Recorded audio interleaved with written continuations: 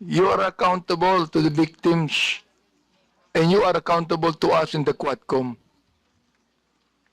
Pinasinungalingan mo kami. Pinasinungalingan mo ang mga victims.